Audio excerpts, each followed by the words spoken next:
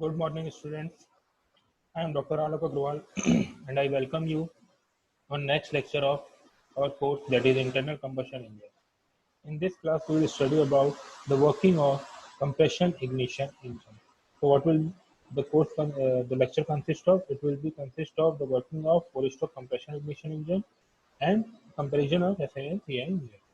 So, to start with working of four-stroke engine, first we have to see that what are the basic difference between the two cycles, that is CI engine cycle and SI engine cycle. What are the basic some fundamental difference between the two? So the first difference is SI engine, the compression ratio is in between 6 to 10, while that of CI engine it is from 16 to 20. So we have seen that compression ratio is a ratio of total volume upon clearance volume. So when the compression ratio is low, it means the total volume is low.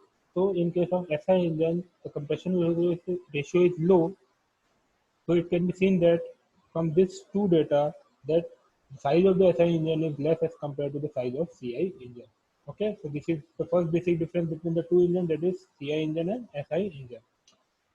The second basic difference is that in SI engine, spark ignition engine, during suction stroke, fuel and air mixture are inducted in the combustion chamber, where in case of CI engine, only air is inducted, whereas fuel is injected through fuel injector at the end of compression stroke. Again, it can be seen that with high compression ratio in CI engine, temperature at the end of compression stroke is very high. Because compression ratio is high, so the large amount of fuel is getting compressed into the small amount of fuel in case of CI engine. So the rise in temperature and pressure will be more in case of CI engine as compared to SI engine. So what is happening here? The fuel will get the temperature to self-ignite in case of compression ignition engine, and it is not required a spark plug to initiate the ignition. Okay.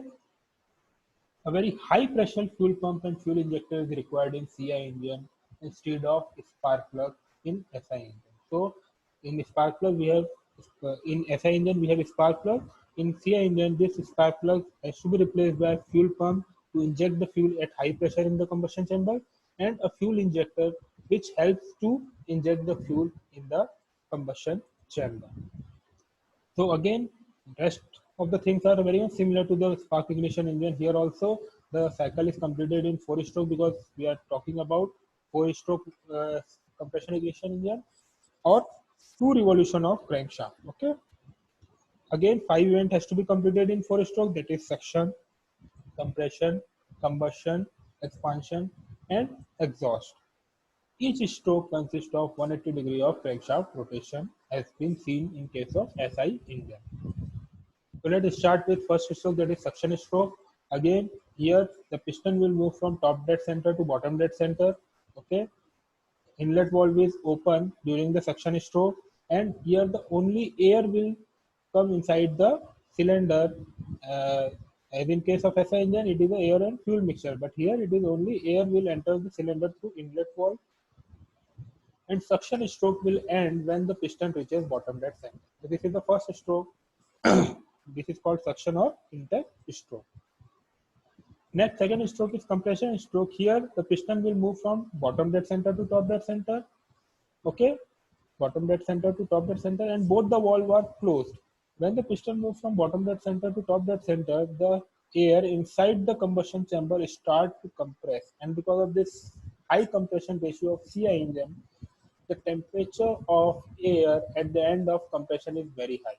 Okay, air compressed from total cylinder volume to clearance volume. So pressure and temperature both are very high because of high compression ratio. So when the piston reaches top dead center, compression stroke ended, and we get a huge amount of air in a very small volume with increased temperature and pressure. This completes two strokes and 360 degree revolution of crankshaft. Now, third one is combustion process. In here, combustion occurs by the injection of fuel. Okay, so at the end of compression stroke, fuel is injected with the help of fuel injector at the head from the head of the combustion chamber.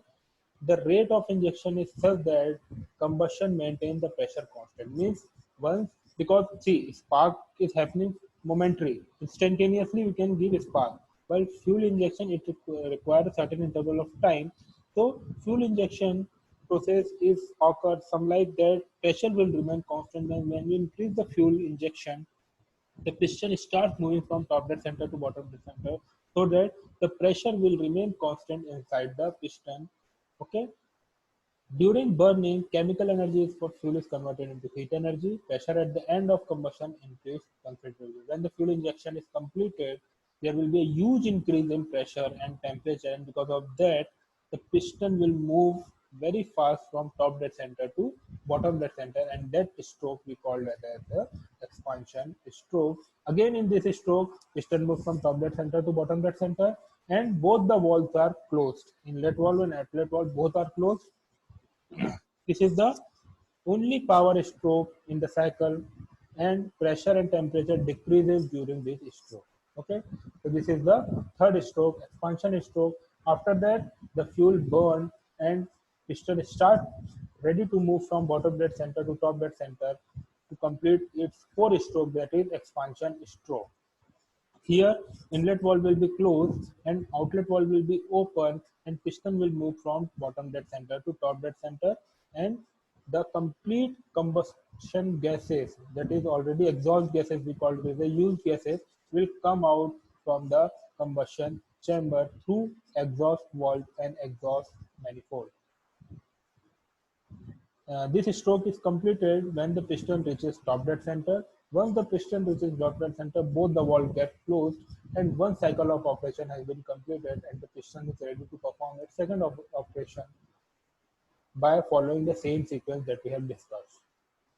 So this is the working animated picture of working of CI engine, four-stroke CI engine. When piston move down, suction stroke, then compression, then sparking is occurring, and then exhaust is occurring. Here it can be seen that how pressure and temperature is getting varied with the motion of the piston.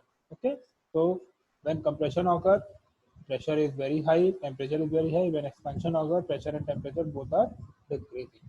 So this is all about working of four-stroke SI engine. Now this four-stroke SI engine is worked on which cycle? This is diesel cycle. We call it as a diesel cycle, and we also call it a constant pressure heat addition cycle. The only difference between the two cycles is the process of heat addition. In case of Otto cycle, the process of heat addition occurs at constant volume, whereas in case of diesel cycle, it is occurring at constant pressure. That's why this diesel cycle is also called constant pressure heat addition. Rest of the stroke, that is intake stroke, is 0 to 1. Suction or intake stroke will remain same. Again, compression stroke will remain same, though here the temperature and pressure rises more because of high compression ratio.